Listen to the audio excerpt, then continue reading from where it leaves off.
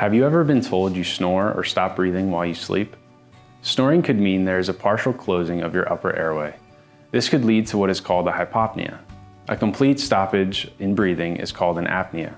Both of these occurrences can lead to decreases in blood oxygenation, increases in activation of your sympathetic nervous system or fight or flight response, and in turn this could increase your blood pressure and lead to fragmented and disrupted sleep.